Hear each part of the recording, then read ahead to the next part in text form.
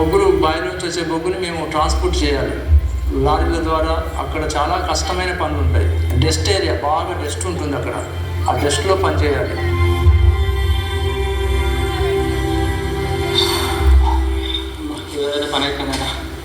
ఇంకా పని మొత్తం కంప్లీట్ అయిపోయింది. రేపు మనకు సాలరీ వస్తాయి. నేను మా పిల్లలకి పేమెంట్ కట్టాలి, ఫీజులు కట్టాలి. దానికోసం నేను రేపు రాను. నువ్వే జాగ్రత్తగా చూసుకో. రేపు ఇంకేం రోజు కష్టపడతావు అన్న, ఇంకో రోజు సమాజం రిటైర్మెంట్ అవుతావు కదా.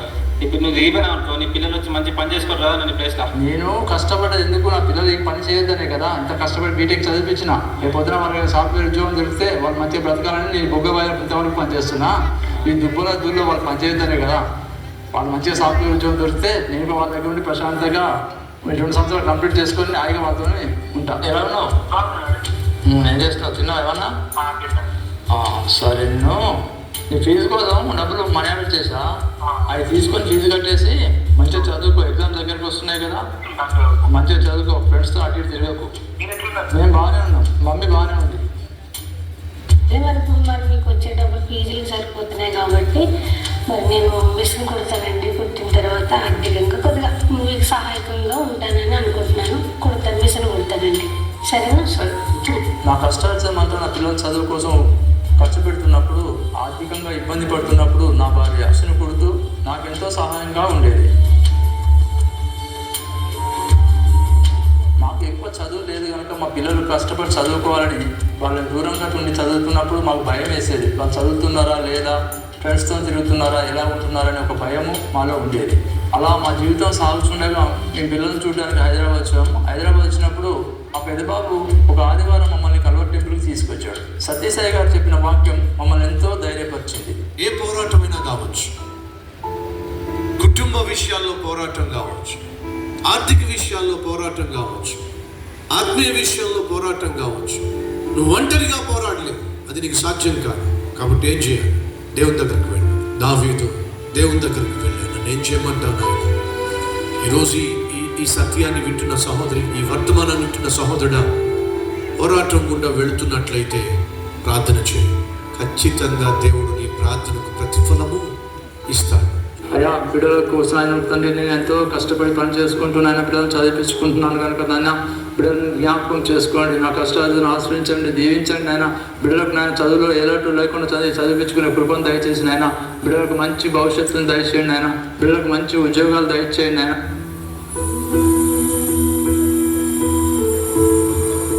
దేవుడు మా ప్రార్థనలు ఆలకించి మా కష్టానికి ఫలితంగా ఆ 3 బిడ్డలు చదువులో తోడుగా ఉండి, వారి ఇంటర్వ్యూలో తోడుగా ఉండి, నా కుమారులిద్దరికీ మంచి సాఫ్ట్వేర్ ఉద్యోగాలు ఇచ్చి, అలాగే నా కుమార్తెకి ఏఎస్ హాస్పిటల్లో డాక్టర్గా ఉద్యోగం ఇచ్చారు.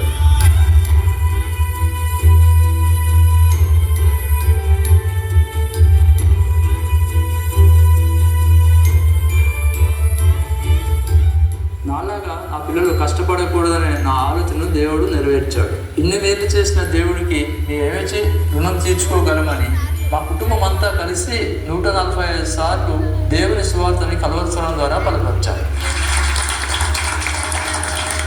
అంతేకాకుండా నాకు వచ్చే పెన్షన్లోంచి, నా పిల్లలకు వచ్చే జీతంలోంచి ప్రతి నెల 35,000 దేవునికి దశంభాగంగా ఇస్తున్నాను. నేను మిషన్ కుడుతుంటే నా ఆరోగ్యం బాగోలేదని నా పిల్లలు మిషన్ కుట్టద్దు అనేవారు. అయినా కానీ వారికి తెలియకుండా నేను మిషన్ కుడుతూ అలా వచ్చే డబ్బులతో సువార్తను బలపరచడానికి నేను సహాయపడేదాన్ని. దేవుడు నా కుటుంబంలో ఎన్నో గొప్ప కార్యాలు చేశాడు.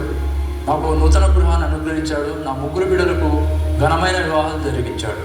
దేవుడి కృపలో నా కుటుంబము ఎంతో సంతోషంగా, ఆనందంగా ఇప్పుడు జీవిస్తున్నాం. దేవునికి మహిమ కలుగునుగాక. తల్లులు తండ్రులు బిడ్డలను కన్నీరు పెంచి పెద్ద చేసినప్పుడు మనకుండే సహజమైనటువంటి ఒక ప్రశ్న ఏమిటంటే, ఎంత కష్టపడుతున్నాం, ఎంత ప్రయాసపడుతున్నాం, ఇది బాగుండాలి, బాగా చదువుకోవాలని ఆశపడుతున్నాం, కానీ బిడ్డల భవిష్యత్తు ఏమవుతుందో, చివరికి వాళ్ళు ఎలా తయారవుతారో అనే భయం సహజంగా పేరెంట్స్కి ఉంటుంది. ఒక విషయాన్ని చెప్తారు. మీరు ఎంతమంది పేరెంట్స్ ఉన్నారో అంటే తల్లిదండ్రులు ఉన్నారో చూపిస్తారా? తల్లిదండ్రులు ఎస్, ఆల్మోస్ట్ 80% అందరికీ పెళ్ళైందనమాట. రైట్. తల్లిదండ్రులు బిడ్డల విషయంలో చాలా భయం. స్కూల్కి పంపించాలంటే భయం, కాలేజీకి పంపించాలంటే భయం, ఇతర పట్టణాలకు, ఇతర దేశాలకు చదువు నిమిత్తం వాళ్ళు పంపించాలంటే ఎక్కడో ఒక భయం ఉంటుంది, ఏమైపోతారో నా పిల్లలు అని చెప్పేసి. ఈ విషయం నాకు చెప్పనివ్వండి.